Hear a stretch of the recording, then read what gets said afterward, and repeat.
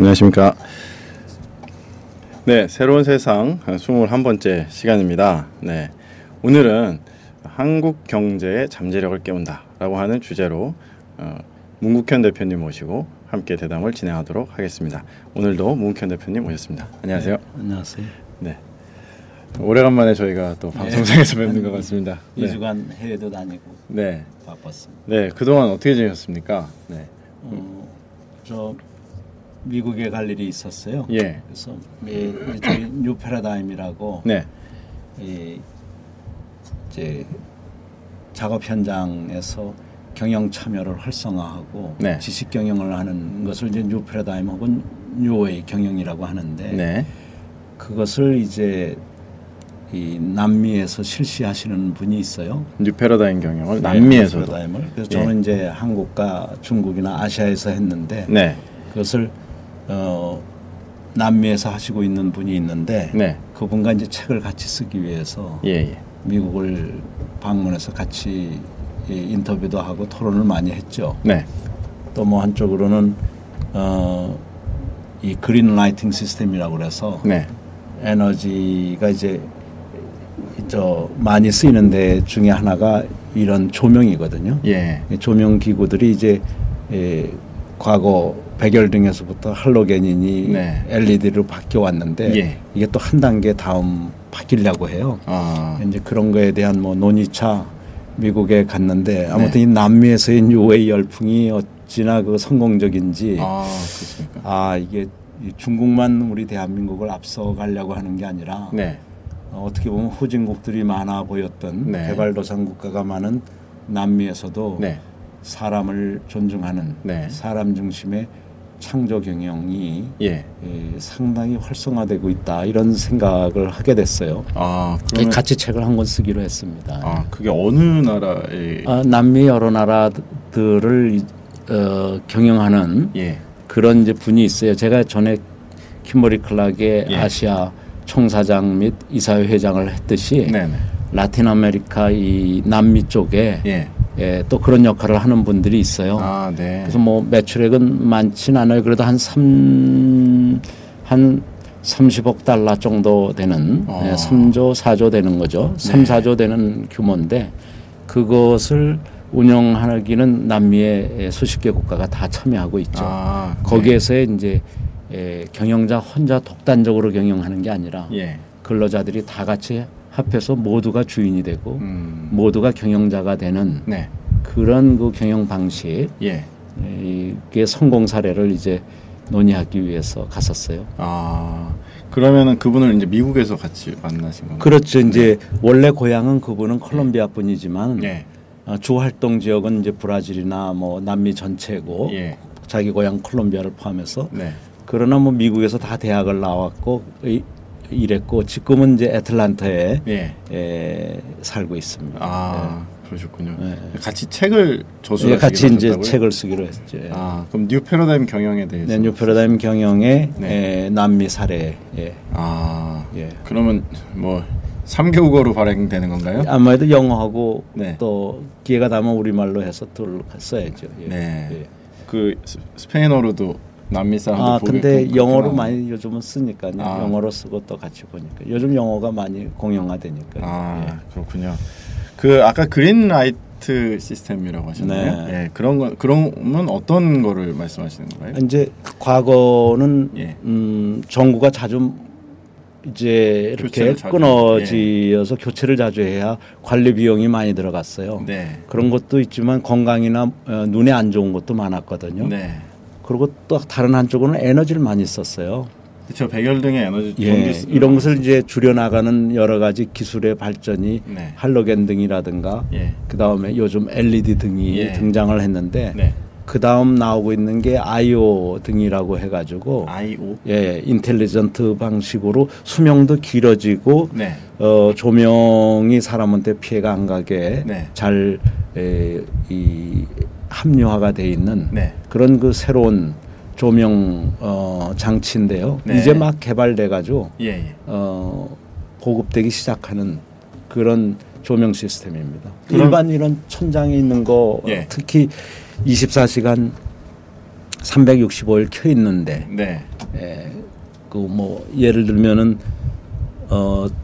자동차 같은 거 딜러 같은 데 보면 쇼윈도에 늘 켜 있잖아요. 예, 예. 또 뭐 제과점에 과자나 빵이나 이런 것도 늘 켜 있고. 그렇죠. 늘 켜 있는 그 헤비 듀티. 네. 그 아무튼 그 조명 기구가 아무튼 이 수명이 길어야 되는 그런 쪽에서 에너지 절감도 하고 메인티넌스 비용도 줄여주고 자원을 절약하는 그것을 그린라이팅 시스템이라고 이제 뭐 개발 중이니까요.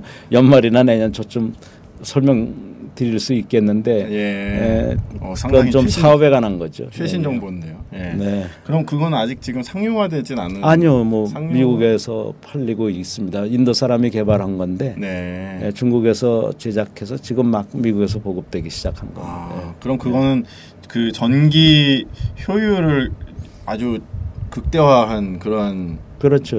에너지 사용을 줄이고 기후변화 방지에 도움을 주겠죠. 아무리 봐도 유 실장님이 저 사업을 차리시려고 그러나 봅니다.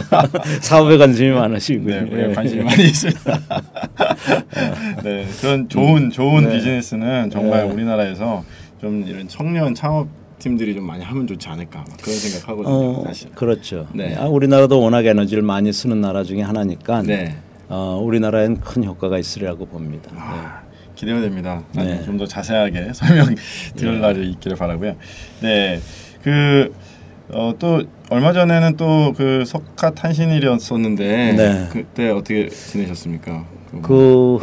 이제 석가 탄신일이면 저희 어머님이 불교를 믿으시고 서울에서 태어나셔서 서울에서 지금 94년째 만 94세예요. 94세까지 사시는데 서울에서 태어나셨어요. 그렇죠. 그래서 그 절을 가시기를 원하세요. 그래서 뭐 예년처럼 올해도 모시고 청룡사라고 저희 어머님이 어려서 어린아이 때부터 다니던 집안이 다 다녔으니까 그 절에를 모시고 갔고 그 다음에 이제 길상사라고 강화도? 아니에요. 저 성북동 근처. 그 제가 태어났던 그 동네 근처에 길상사라고 있는데 또 어머님이 거기도 좋아하셔서 모시고 갔는데 이 예년 같지 않아요. 또 이제 만 94세가 되셨는데 잘 걷지도 못하시고 95세죠. 그러니까 잘 걷지도 못하시고 부축을 해드렸지만 그 신앙심 때문에 거기까지 올라가셨지. 신앙심이 없으시면은 이 주차장에서 절 앞까지도 가시기가 어렵더라고요. 그래서 뭐 안아드리고 그러면서 언제까지 이렇게 모시고 갈 수 있을런지 금세 그 부모님들은 늙으시더라고요. 정말 장수하시고 건강하신 것 같습니다. 근데 뭐 제 주변에는 또 100세 사시는 분도 많으시니까 아주 장수는 아니지만 그래도 90이 넘으셔서는 기력이 확 떨어져요. 그래도 아직 정신은 온전하시고. 그러면요. 저보다 더 신문도 많이 읽으시는 것 같고 저는 뭐 인터넷이나 어쩌다 하고 신문, TV 거의 잘 안 보는데 뭐 신문이나 TV 저보다 더 많이 보시고 잘 판단하세요. 정말 그 장수의 비결을 나중에 한번 더 말씀해 주시면 좋을 것 같습니다. 또 뭐 의미 있는 행사에도 좀 참여하셨나요? 이제 석탄절이면은 전에 김수환 추기경님 살아 계실 때도 법정 스님하고 이렇게 교류가 많으셨잖아요. 그렇듯이 요즘은 두 분은 돌아가셨지만 법륜 스님이란 분이 평화재단이라는 걸 하시고 계시는데 그 평화재단과 관계 있는 정토회관에서 석탄절 봉축 행사가 있었어요. 근데 모든 종교 인사들이 다 모인 거예요. 저는 뭐 종교 인사는 아니지만 그냥 법륜 스님하고 몇 번 이렇게 만나서 같이 차도 마시고 이러는 관계다 보니까 이제 갔었죠. 뭐 어찌나 그 카톨릭에서 오신 신부님이 웃기시고 신부님이 이런 봉축 행사에 자주 나오는 신부님한테 추기경의 기회를 주면 좋겠다고 다른 종교를 관대하게 서로 이해하고 받아들이니까 그래서 뭐 박수도 많이 터졌고요. 또 개신교에서 오신 목사님은 봉축 행사에 이제 축하 부처님 오신 날 축하 얘기를 하면서 부처님이나 이 예수님이나 다 이 거의 벌거벗은 채로 이렇게 나무에 이 십자가에 매달려서 돌아가시게 됐던가 이제 뭐 연꽃에 앉아 계시지만 네. 그 옷이 이제 비교적 뭘 소유하지 않았잖아요. 네. 이 무소유의 중요성. 예. 그런데 그 예수교나 불교를 믿는 사람들은 옷을 그렇게 많이 채입는다. 자꾸 네. 치장하고 많은 걸 소유하려고 그러고 감추려고 그런다는 이야기를 하시면서 우리가 전부 다 무소유로 돌아갈 네. 수 있으면 좋겠다. 네. 그런 얘기들을 하는 자리였는데 네. 그렇게 다양성이 아름다워 보일 수가 없었어요. 네. 종교가 다르면 되게 싸우잖아요. 그렇죠. 근데 그날은 우리나라가 늘 여러 가지를 잘 이렇게 관용하는 사회이긴 하지만 아주 서로의 다름을 최대한 즐기면서도 네. 뭔가 그 안에서 편안하고 네. 행복해 보이고 그리고 뭔가 평화로운 공통점이 있었어요. 그래서 네. 다양성이 참 아름답고 창조적이다라는 걸 우리 기업할 때는 이제 많이 쓰는 말인데 네. 그런 종교 사회 모임에서 그렇게 각계에서 오신 분들이 그렇게 다르고 예. 다른 것이 아름답고 편하고 그런 건 모습이 참 좋았어요. 우리 사회 전체가 최근에 너무 분열적으로 가고 예. 그냥 상대방을 서로 죽이려고 그러고 그렇죠. 그런 사회가 최근에 많이 이렇게 심화됐잖아요. 네. 근데 이게 어떻게 하면 그날도 얘기됐듯이 서로 동서가 통합하고 노사가 통합하고 남북 간에도 교류가 있고 이 동북아의 개방과 교류의 중심이 될 때 우리가 더 편안하고 네. 더 행복해지고 네. 그런 것 아닐까 이런 예. 생각을 해봤어요. 네, 아주 의미 있는 석탄절 행사지만 네. 옛날 김추기 형님과 법정 스님이 온 국민을 즐겁게 해줄 때 네. 못지않게 즐거웠습니다. 예. 그 법륜 스님과는 그 법륜 스님이 최근에 그 힐링 캠프도 출연하시고 제가 그때 미국에 있어서인지 못 뵀는데요. 최근인가요? 네, 아마 녹화는 그 전에 하시고 방송은 이제 석탄을 맞춰서 이렇게 방송이 됐었던 제가 못 봤습니다. 네, 됐는데 그분이 역시 종교 간의 관용 이런 말씀 많이 하시고 네, 아주 또 뭐 최근에 이제 안철수의 멘토 역할 하셨던 거에 대해서도 방송에서 좀 언급을 하셨더라고요. 그렇습니까? 네. 그래서 그런 부분에 있어서는 원래 문 대표님이랑도 좀 교감이 좀 있으시지 않으셨나요? 이제 뭐 안철수와 박원순 네. 두 분에 대해서 네. 둘이 만날 때 자연스럽게 화제가 되는 때가 많았죠. 특히 작년 1년 동안. 네. 작년 봄에서부터 올 연초까지는 네. 늘 만나면 두 분이 네. 박원순 지금은 시장 되신 분과 네. 또 안철수 의장 네. 요즘 교수하시는 예. 분이 자연스럽게 화제에 오르고 그랬었죠. 둘 다 이 사회에 뭔가 평화와 이 사회의 행복을 추구하는 사람들이니까 네. 이 사회에 좋은 사람들이 누구냐 그런 얘기를 하다가 자연스럽게 나오고 그랬었죠. 네, 그러셨군요. 하여튼 지난번에 뭐 안철수 원장님 말씀은 저희가 많이 방송을 통해서 네, 오늘은 이렇게 근황을 좀 살펴보았습니다. 네, 아마 궁금하신 분들 많으실 겁니다. 저희가 2주 만에 방송을 하게 됐는데요. 궁금하신 부분 또 뭐 여러 가지 뭐 사소한 질문도 괜찮습니다. 샵 문국현 붙이셔서 트위터로 날려주시면 저희들이 가능한 한 실시간으로 답변 드리도록 하겠습니다. 네, 오늘 주제로 좀 넘어가도록 하겠습니다. 한국 경제의 잠재력을 깨우자 뭐 이런 얘기인데 지금 한국 사회가 사실은 좀 침체돼 있지 않느냐 이런 얘기를 많이 하거든요. 특별히 뭐 자영업이나 또 중산층의 가계 부채 문제나 뭐 이런 것들이 지금 굉장히 심각한 상황인데 무엇보다도 좀 체감하는 게 한국 사회가 많이 좀 불평등 지수가 좀 많이 높아졌다. 양극화가 심화됐다. 뭐 이런 얘기가 있는 것 같습니다. 어떻게 보십니까? 현재 한국 사회 경제를. 예. 정말로 이 많은 젊은이들 또 뭐 여성들이나 중년 어르신들에도 계시지만 꽤 많은 분들이 과거하고 달리 예. 자신감을 잃고 예. 또 희망 없어하는 네. 그런 모습을 보일 때 굉장히 죄송하게 생각을 해요. 우리들 세대가 그토록 만들려고 했던 우리 대한민국이 왜 이렇게 됐을까?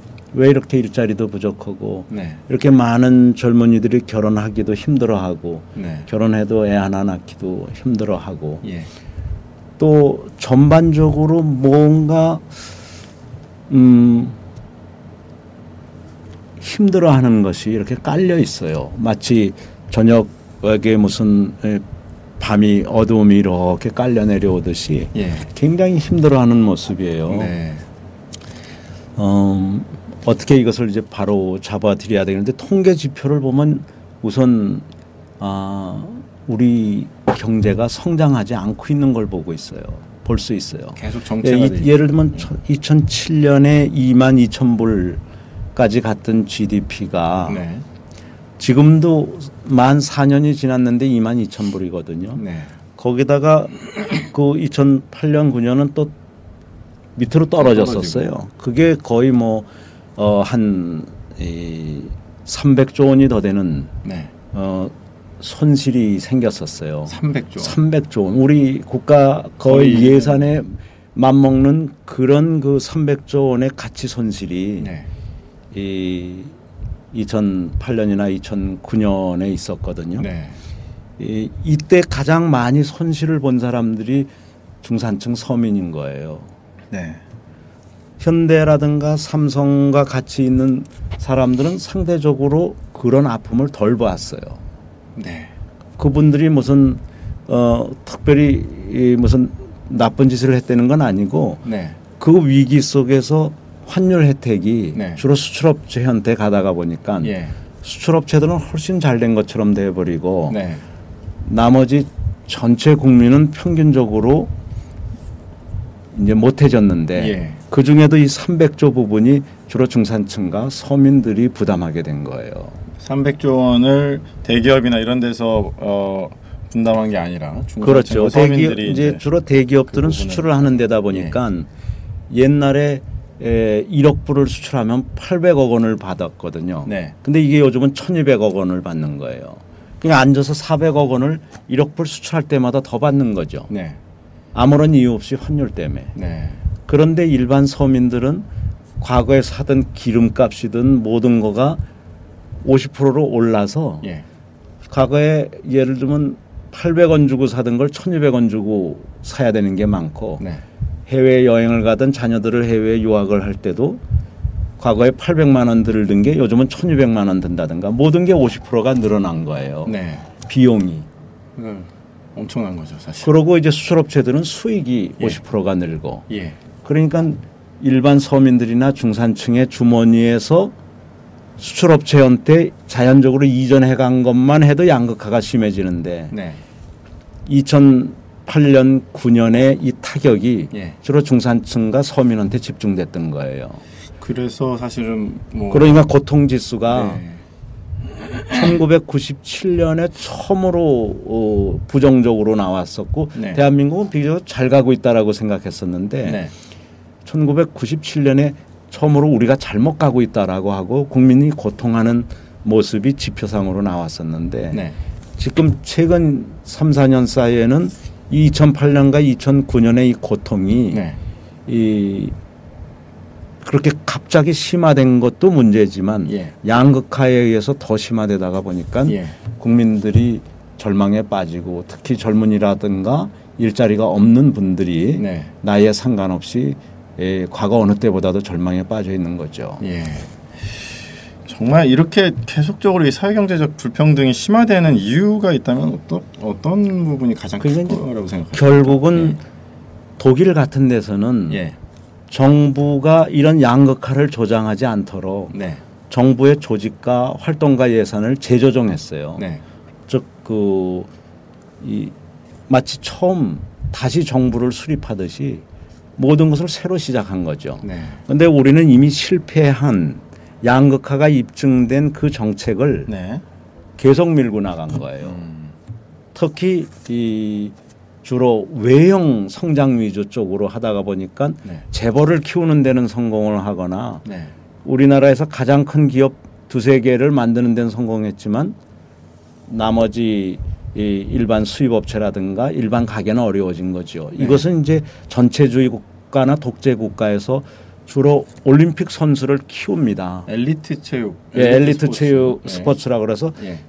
뭐 세계 가장 유명한 체육 선수는 키우는데 국민 전체는 알코올릭에 네. 뭐 물들어 있다든가 건강하지 않는 경우가 많거든. 이게 네. 전체주의나 독재 국가가 갖는 공통점이에요. 외형을 중요시 여기고 네. 대표 주자를 중요시 여기고 예. 일반 대중이 희생당하는 건데 스포츠나 똑같이 경제도 그럴 수 있거든요. 네.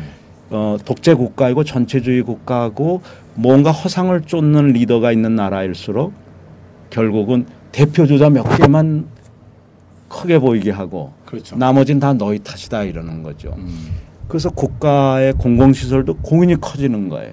네. 외형 때문에 남한테 잘 보이게 하려고. 그것이 모든 국민의 피와 땀과 눈물이 들어가 네. 있는 세금으로 된다는 것을 일부러 외면하는 거죠. 그래서 이 잘못된 정책, 잘못된 리더 때문이기 때문에 네. 이것은 리더가 바뀌기만 한다면 네. 그리고 앙겔라 메르켈이 독일에서 했듯이 네. 과감히 과거 방식을 폐기하고 네. 과거 제도를 폐기하고 네. 예산과 조직을 미래 방향에 맞춘다면 네. 우리나라도 다시 네. 이 국민들에게 희망을 줄 수 있고 네. 젊은이들한테 많은 일자리를 줄 수가 있죠. 그 현 정부에서 원래 그 출범할 때 그 대통령 대선 뭐 같이 대선에 참여하셨었지만 747 공약이다 이렇게 내지 않으셨습니까? 그래서 그 GDP를 4만 불로 올리겠다 이렇게 했는데 현재까지 2만 불이란 말이죠. 현재 22,000불인데요. 2007년에도 22,000불이었고 네. 지금도 22,000불이고 일시적으로 2008년과 9년은 뭐 2만 불 이하까지도 떨어졌었죠. 근데 이거가 본인들이 국민들한테 약속했던 4만 불하고 큰 차가 난다면 네. 그건 그거부터 받아들여야 되는데 네. 그걸 받아들이지 않고 소위 말하면 구매력 지수라는 또 평가 방법이 있거든요. 네. 그래서 전에는 구매력 지수로 4만 불을 가겠다는 게 아닌데 네. 요즘은 일부 언론을 동원해서 구매력 지수로는 우리가 22,000불이 아니라 뭐 27,000불도 된다. 이런 식으로 해서 또 한 번 국민을 속이는 쪽으로 가면 일부러 문제 해결이 안 되는 거예요. 예. 문제 해결을 하려면 최소한 내가 4만 불을 주장할 땐 거짓말로 주장한 건 아닌데 네. 내가 이렇게 이쪽 분야에 문외한이고 뭐하고 또 부패하고 무능한 사회를 물려받다가 보니까 내가 이 4만 불 약속한 걸 못하고 22,000불에 이제 겨우 왔다. 4년이 지났는데도. 예. 이렇게 솔직히 인정해야 그다음부터 문제가 해결이 되는데 이거 뭐 4만 불에서 22,000불로 미달된 것에 대해서는 거의 뭐 그거 인정한다고 누가 탄핵하자고 그러겠어요. 이제 그런데 예. 그거를 인정하지 못하는 거가 더 비극인 거죠. 그러면서 자꾸 다른 걸로 호도하면서 삼성을 봐라 현대를 봐라 그러면 네. 그 사람들은 환율에 의해서 부자가 된 것이지 네. 환율이 아니었더라면 만일 일본처럼 달러당 120엔 하던 게 80엔까지 강화가 네. 됐다면 네. 우리 원화로 말하면 달러당 800원 하던 게 한 400원으로 바뀌었다면 지금의 1,200원 대신에 뭐. 한 기업도 살아남지 못할 거였거든요. 네. 그러면 우리는 왜 이렇게 경쟁력이 없을까? 네. 어떻게 일본은 다 죽어가는 것 같으면서도 도요다가 다시 1위가 됐을까? 그 네. 사람들은 어떻게 이 환율을 이겨냈으며 네. 우리나라만 거꾸로 수출업체한테 불리한 환율 아니에요? 그렇죠. 그걸 어떻게 이겨냈으며 후쿠시마 사태를 어떻게 이겨냈으며 렉서스 불매운동을 어떻게 이겨냈으며 어떻게 태국의 부품업체들이 홍수를 맞는 걸 다 이겨내는가 이런 걸 보면서 아 우리도 경쟁력 위주로 가야 될 텐데 돼야 네. 되겠다 이러는데 우리는 지금 환율 네. 쪽으로 끌려가 버린 것이죠. 네. 이게 결국은 무능과 부패에서 오는 겁니다. 결국은 이제 현 정부가 그 4만 불 공약을 실천하지 못한 이유를 크게 보면 이제 환율 정책의 실패가 있었고 아니, 환율 정책은 물론 결과가 더 커요. 예. 무능하거나 부패하거나 경쟁력이 없을 때 오는 거가 임시 변통으로 외국 자본들이 빠져나간다라든가 네. 이런 걸 막기 위해서 결국 원화를 풀게 되고 외국 네. 돈 나갈 때 원화가 이제 그렇죠. 저 외국 돈이 이제 부족하게 되면 네. 아마도 우리 환율이 올라가면서 원화 가치가 떨어지거든요. 예. 또 외국 돈이 막 들어오면 반대 현상이 일어나고 네. 그러는데 우리가 경쟁력이 있거나 신뢰 사회일 때는 외국 돈이 빠져나가지 않거든요. 네. 그런데 국제 사회에 무슨 변동이 있을 때도 그렇지만 우리 내부가 약할 때도 네. 결국은 환율이 올라갈 수밖에 없는 겁니다.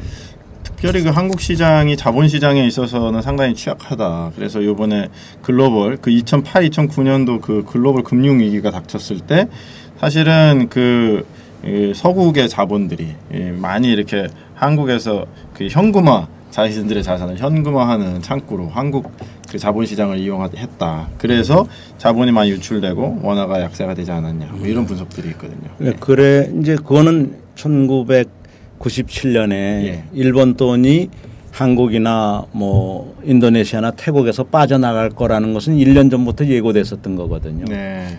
그런데도 그 당시 뭐 정부의 펀더멘털이 우리 한국 경제의 펀더멘털이 좋다느니 엉뚱한 소리들을 하면서 계속 퍼붓기를 했거든요. 김영삼 정부 말기였죠. 예. 예.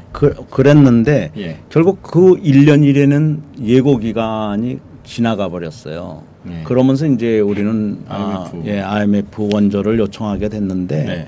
지금도 유럽에서 생기는 일이나 이런 거가 다 예측 가능한 거거든요.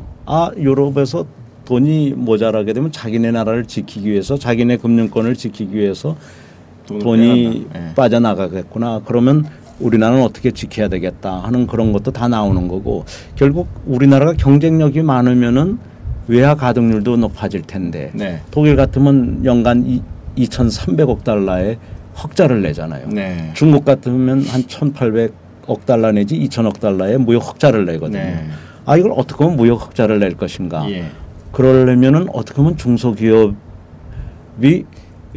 스스로 명품 부품을 만들게 할 것이냐. 그럼 중소기업을 어떻게 살리면 우리가 해외에서 사오던 부품들이 국산화가 되겠구나. 네. 뭐 이런 연계 전략에 의해서 지금은 작아 보이는 중소기업이나 중견기업이나 벤처기업을 다 살릴 때 네네.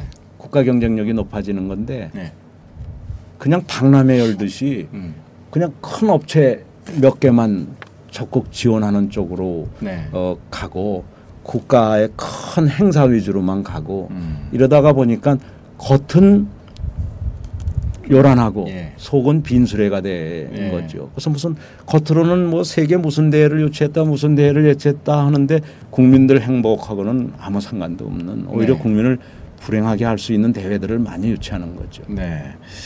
그 결과적으로는 그 대표 주자 대기업 중심의 지원 전략이 그 고용 창출 양질의 고용 창출을 하는 데는 별로 이렇게 효과를 거두지 못했다. 이렇게 보는 그러면 중소기업이 고용하고 있는 네. 중견기업과 중소기업과 독립기업들이 고용하고 있는 분들이 2천만 명이 넘거든요. 네. 자영업 포함해서. 고용의 한 90% 이상을 차지하고 그렇죠. 예. 그렇기 때문에 이 중소기업이 중요한 건데 네. 사람들은 외형을 네. 되게 보고 부러워하니까 그것을 이제 이용해 가지고 고용은 300만 명도 하지 않는 네.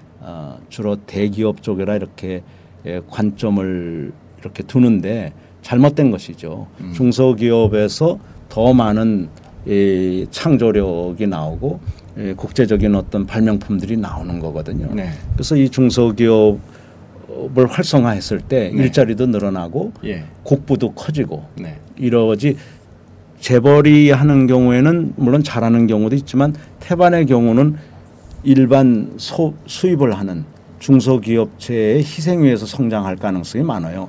이것을 회수하는 시스템이 있어야 되는데 네.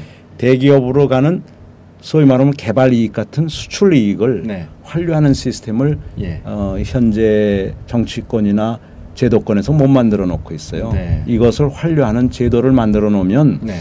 그런 그 불로소득은 네. 자동으로 환류되게 해서 희생되고 있는 일반 가게와 중소기업 쪽을 돕는 쪽으로 써야 되는데 네. 그쪽에 한쪽에 불로 이익으로 가고 있거든요. 대기업이 그러니까 조금 쉽게 돈을 벌려고 한다. 중소기업들은 일은 열심히 하는데 쉽게 벌려고 그러는 건 아닌데 네. 결과적으로 네. 한국의 외형을 유지하려다가 보니까 네.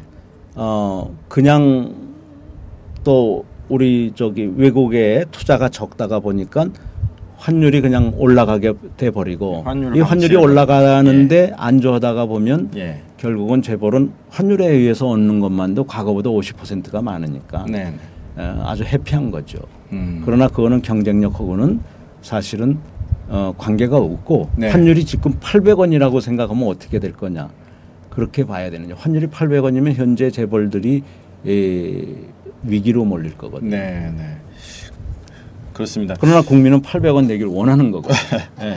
그 지금 사실 물가도 상당히 많이 올라가고 그렇죠. 기름값도 예를 들면 800원, 1,000원이던 게 요즘 2,000원까지 온 것도 네. 다 환율이 유가 상승과 결합해서 생긴 거거든요. 그렇죠. 환율이 옛날처럼 800원이었다면 이렇게 비싸지가 않죠. 그럼 유가도 안정화시키죠. 유가든 바나나 값이든 네. 뭐 원료값이든 네. 자녀들 교육비든 모든 건 다 수입한다고 봐야 되기 때문에 그렇죠. 네. 서비스를 수입하는 것이든 물자를 수입하는 것이든 음식료품을 수입하는 것은 결국은 다 한국에서 만든 게 아니거든요. 네. 수입한 거일 경우는 환율만큼 올라가죠.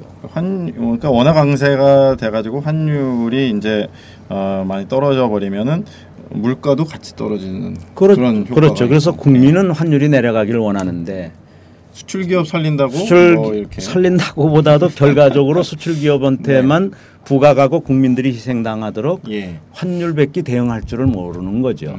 이걸 경쟁력이라는 걸로 대응을 해야 되고 네. 신뢰라는 걸로 대응해야 되고 네. 보다 우수한 정책으로 대응을 해서 재벌에 간 불로소득이 중소기업과 수입업체와 가게에 환류되도록 해야 되는데 네. 그걸 못하는 거죠. 말로는 내수를 살리자 하고 물가를 잡겠다 하는데 근원적인 것들 조치를 취하지 않고 뭐 특정 어떤 공산품 가격을 갖다 때려잡는다든지 그런 이런 거는 방식은 안 되죠. 네.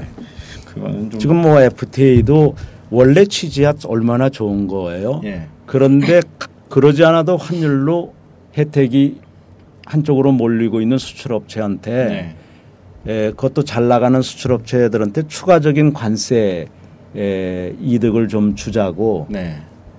수십만 명, 수백만 명이 있는 산업이 희생을 당한다면 그건 안 되지 않느냐. 네. 그래서 어떤 그 희생자가 없는 어떤 이런 희생자가 적거나 또 희생자에 대한 보상책이 있는 그런 정책을 만들어야지 FTA 자체를 반대하는 사람들은 사실은 많지 않을 거거든요.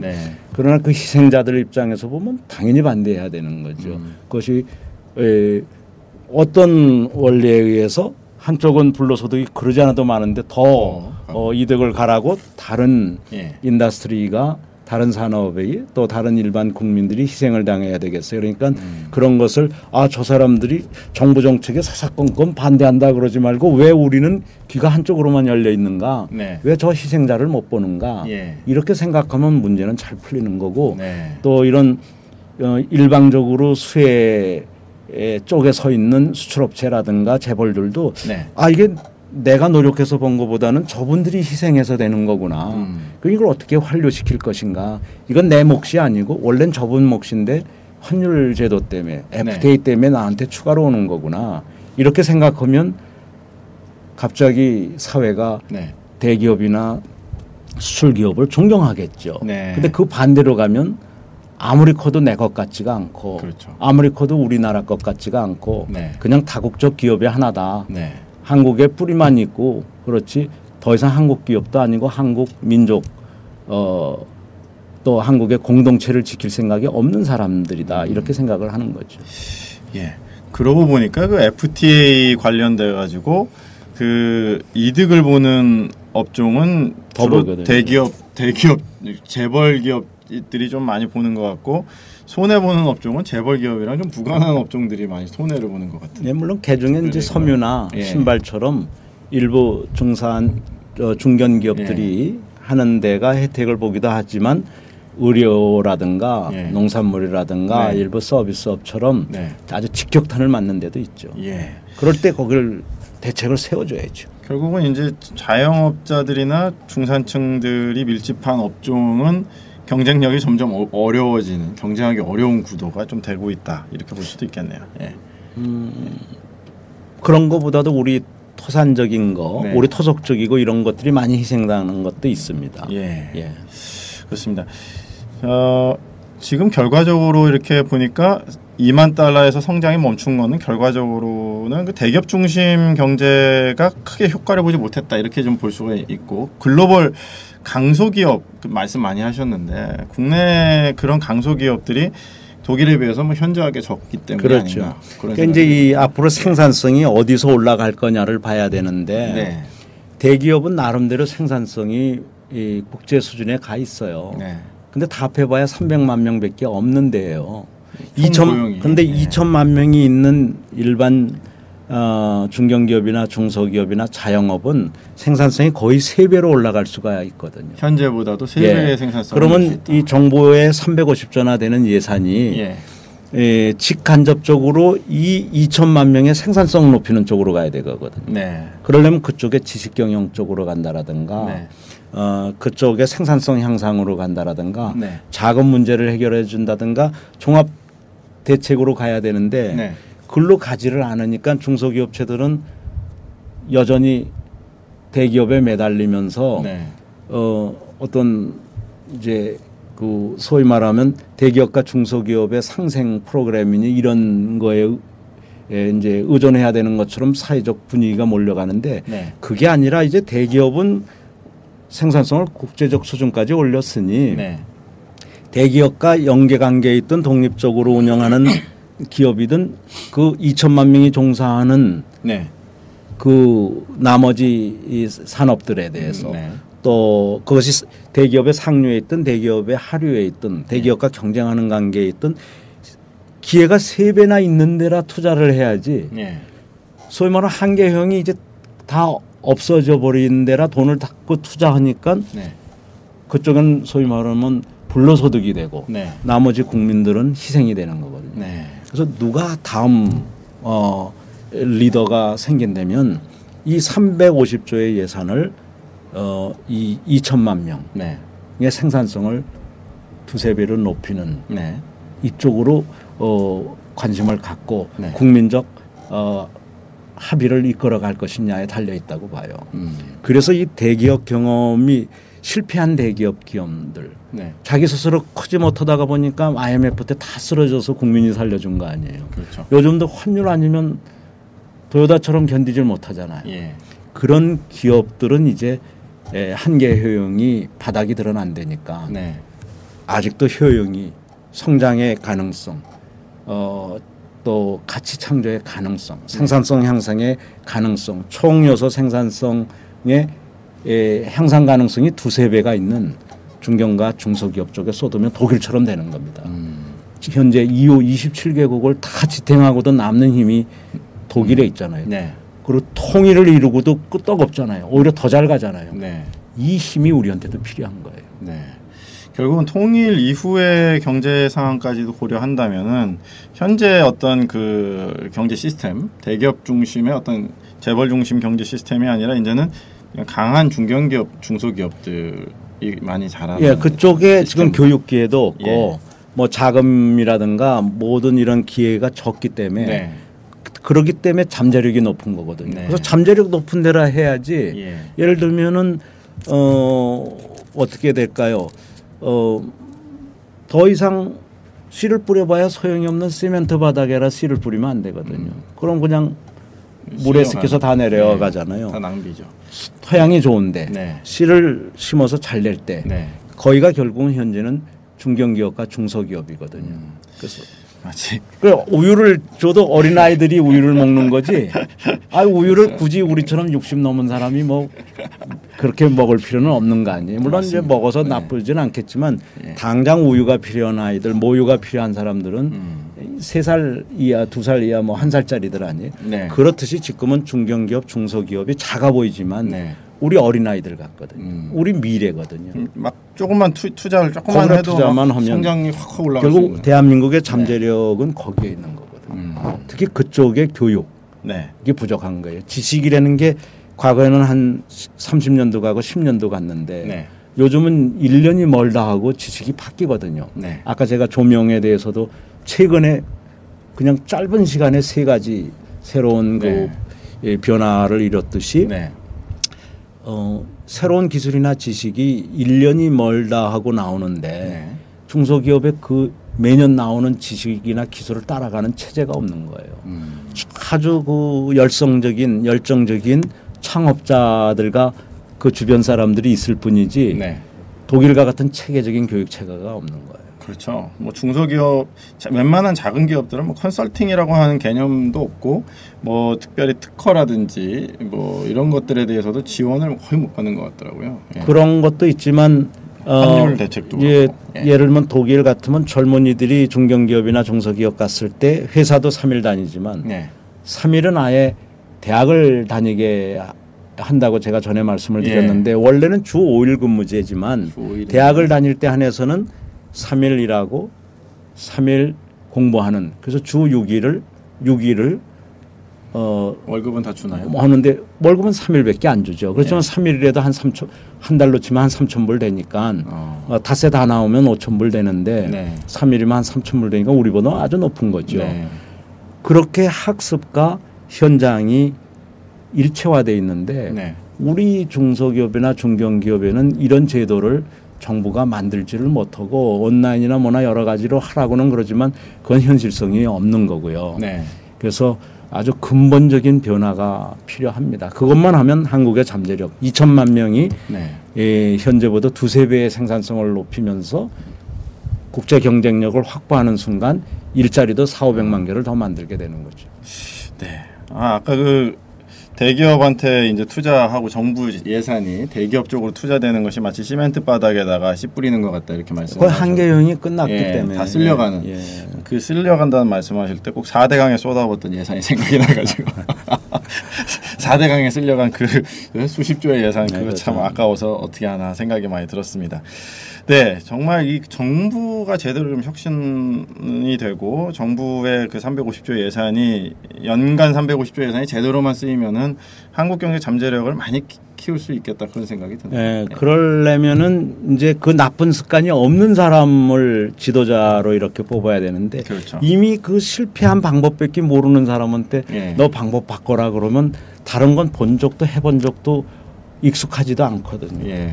그렇기 때문에 해본 적 없는 사람들보다 지식경영 안 했던 20세기 방식으로 했던 그렇죠. 그렇기 때문에 독일이 얘기했듯이 앙겔라 메르켈이 얘기했듯이 또 드러카 현대경영학의 아버지라는 피터 드러카 선생이 얘기했듯이 과거는 정기적으로 버려야만 되는 겁니다. 그런데 우리는 과거에 좋은 것만 건져야 되고 나쁜 건 버려야 되는데 시대적 사명을 다 한 거, 한계효용이 다 한 것까지 붙들고 앉아 있거든요.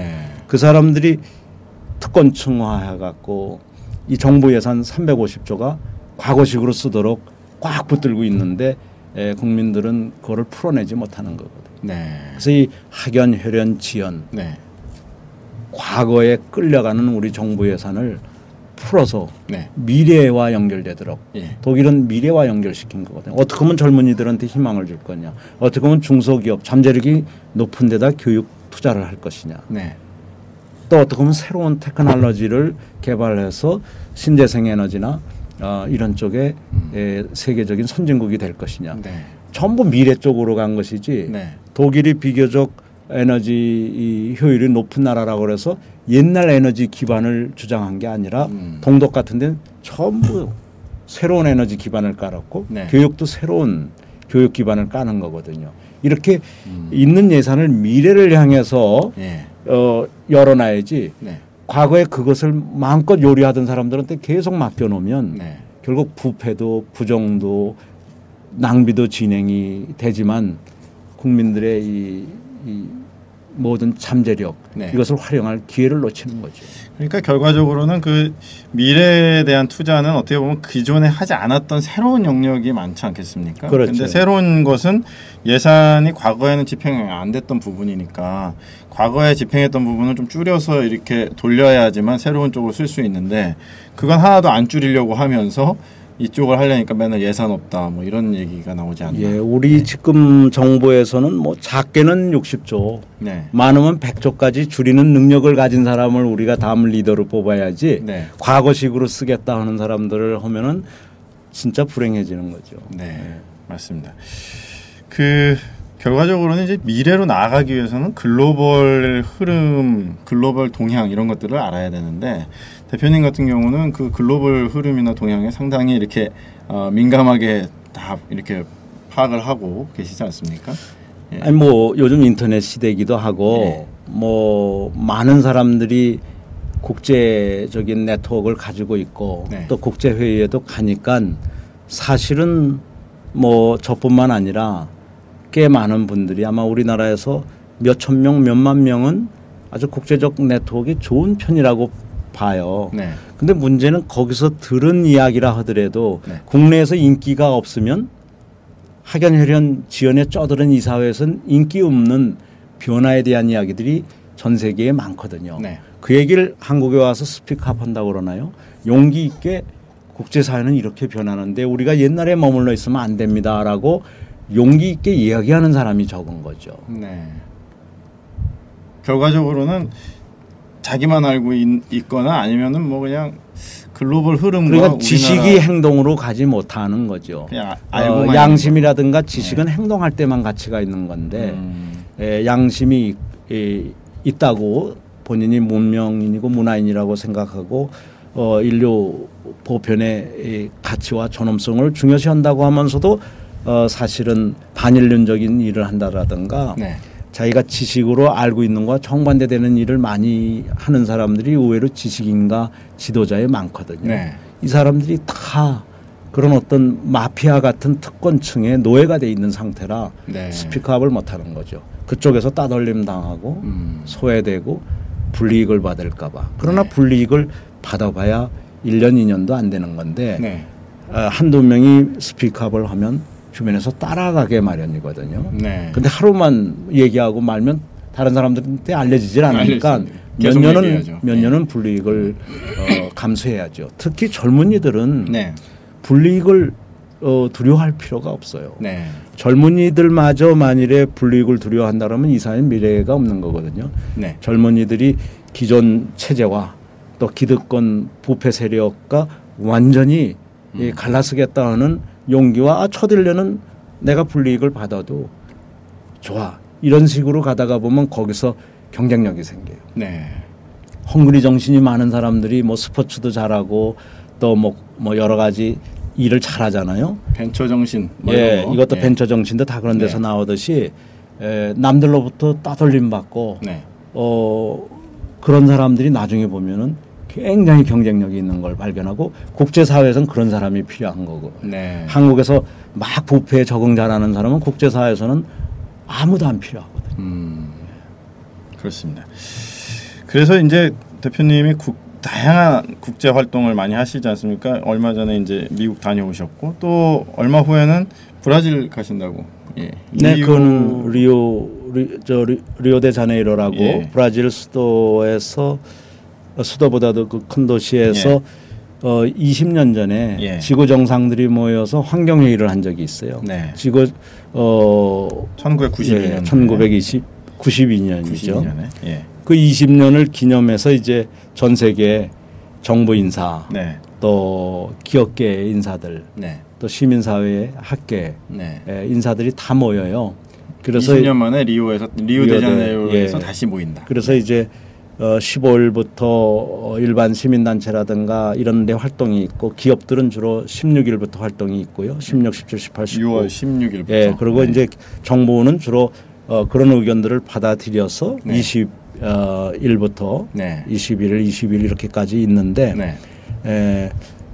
세계적인 그 하나의 그 꿈이었는데 네. 20년 지나고 보니까 별로 그렇게 크게 진전을 못 이뤘다는 결론을 가지고 있어요. 환경과 개발에 대한 이슈.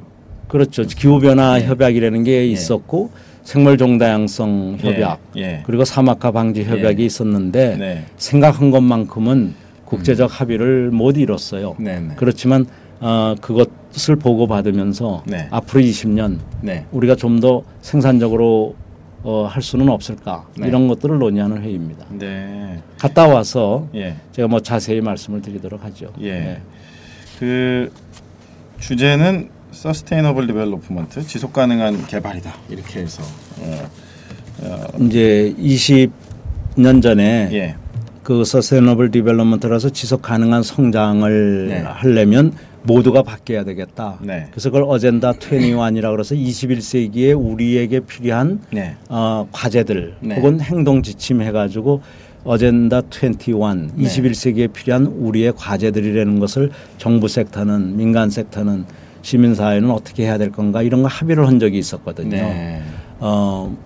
그때 이제 지속 가능이라는 목표가 나왔는데 이게 일부 기업들의 그 탐욕에 의해서 많이 일이 끌려가고 저리 끌려가고 이래서 진전을 좀 못 이뤘어요. 일부 기업들, 글로벌 다국적 그렇죠. 기업들. 그리고 이제 예를 들면 지금 에너지 쪽도 그 중에 하나고 기후 변화에 가장 큰 영향을 주는 거가 이제 에너지라고 본다면 화석 에너지를 좀 덜 쓰게 해야 돼. 그 에너지 쪽에서 보면은 뭐 한쪽에서는 1리터 가지고 20km를 가는 자동차가 나오는데 우리나라에서는 아직도 10km밖에 못 가는 차를 우리 국산차라고 해서 써달라고 그러거든요. 그러면 우리는 세계 최고의 기업이 됐는 줄 알았는데 아직도 우리는 에너지를 2배나 더 쓰는 차를 국산차니 써달라고 그러거든요. 그동안 돈은 다 벌어서 어디다 쓴 것인지 그렇잖아요. 고효율 연비 차 얼마든지 만들 수 있었는데 안 만들고 지금도 걷다 우선순위를 둬야 되죠. 국산품이라 사달라고 그럴 게 아니라 이게 지구 환경에 도움이 되고 세계에서 가장 앞선 차니 이거를 사달라고 그래야 될 텐데 지금보다도 속도를 어떻게 보면 한두 해 서너 해를 더 앞당겼어야 될 거를 지금도 더 뒤로 밀어달라고 아마 그러거든요. 그런 것들이 결국은 외국 기업들이 그러듯이 우리나라에서도 우리나라의 인류 기업들이 아직도 정부의 보호 정책에 의존하고 있는 거죠. 이런 것이 20년 전의 꿈을 왜곡시킨 겁니다. 후퇴시키고. 사막화도 잘 방지 못하고 뭐 여러 가지 면에서. 사막화 쪽도 물론 이제 중국과 한국, 독일은 원래 크게 기여를 했고요. 지난 30년 동안에. 그런데다가 이제 최근에는 중국이 크게 기여는 하고 있어요.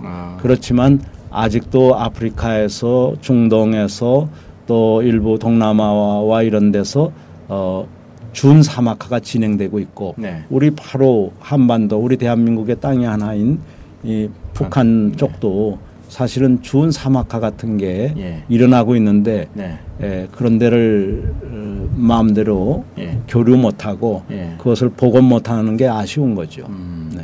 결국은 이제 이게 몇몇 큰 기업들의 어떤 뭐 탐욕과 뭐 정부의 정책 부재 뭐 이런 것들로 인해서 자꾸 지연되는 그런 거라고 볼 수 있겠네요. 이제 물론 거기 탓만은 아니지만 그런 기업들이 꽤 많다라는 거고 일단 소비를 하는 온 세계의 시민들도 바뀌어야 되죠. 이거를 무작정 저 자기네 나라 차라고 해가지고 큰 차, 뭐 전부 우리나라 같은 시꺼먼 차를 그렇게들 비싼 돈 두고 싸는데 기름도 2배로 먹잖아요. 우리나라만 이러는 게 아니라 다른 나라에도 또 자기네 상품이라고 그렇게 해서 쓰는 경우도 있고 그렇거든요. 그런 걸 떠나서 인류 보편의 가치 기준으로 봐갖고 좀 덜 쓰고 우선 근본적으로 수요를 덜 써야 돼요. 그렇게 거대한 정부 청사가 필요 없듯이 집도 사실은 너무 클 필요가 없고 차도 너무 클 필요가 없고 모든 걸 이렇게 좀 줄이다가 보면 독일처럼 줄이다가 보면 무역 흑자가 2,300억 불씩 나는 거예요. 독일 가보면 얼마나 건전해요. 네, 그러니까 소비도 좀 건전하게 바꾸고 모든 게 건전하죠. 예. 그럴 때 이제 이 자연스럽게 흑자가 늘어나면서 경제가 그렇죠. 탄탄해지는. 예, 그리고 에너지 사용이 줄으니까 예. 말과 행동이 일치하게 네. 기후 변화 방지에 앞장서는 거죠. 네. 독일은 뭐 심지어 원자력 발전도 굉장히 많이 줄였어요. 네. 예, 그런 것도 그것마저도 위험한데 네. 모토로 이것을 굳이 늘리려고 하느냐 이런 생각들을 가지고 있거든요. 네. 좀 위험이 적은 청정 에너지 쪽으로 그렇게. 청정 에너지 중에서 그 원전은 더 이상 안전하다고 아무도 믿질 않거든요. 네. 일본도 원전이 없는 네. 세상으로 일시적이지만 바뀌어 버렸고 네. 독일도 거의 그렇거든요. 예. 그래서 어떤 이런 특별한 이해 당사자들이 그동안은 과잉 선전을 했었는데 이거의 그 위험성이 다시 한번 지금 노출돼 있기 때문에 재평가가 진행 중인 거죠. 네. 원전보다는 뭐 태양광이라든지 수력, 풍력, 뭐 핵융합 뭐 이런 쪽으로 가야 되겠네요. 예. 뭐 여러 가지가 있지만 네. 가장 중요한 건 우리나라에 비해서는 독일 같으면 덜 쓰는 거죠 우선. 일단 에너지 공급을 자꾸 늘리려고 그러지 말고 수요를 조금 줄일 수 있는 한 네. 줄이는 게 중요한 거고 네. 경영 기술 혁신을 통해서 네. 기술적으로 네. 원자재가 덜 들어가게 그렇게 하는 두 가지가 먼저 선행돼야 되죠. 네. 이제 21세기도 상당히 벌써 한 10년 이상이 21세기가 진행이 되어가지고 리우에서 이야기했었던 그 20년 전에 이야기했었던 것들이 과연 20년이 지난 지금 어떻게 평가되고 또 향후 어떻게 나아가야 될지 참 궁금합니다. 그 세계경제 포럼 얘기 저희가 연초에 했었었는데 네. 이번에는 리우에 다녀오신 다음에는 또 리우 이야기를 네. 좀 듣도록 그렇게 네, 하겠습니다. 그렇게 하시죠. 네. 네. 마지막으로 요새 중소기업, 자영업 하시는 분들 굉장히 어려움이 많고 하시는데 네.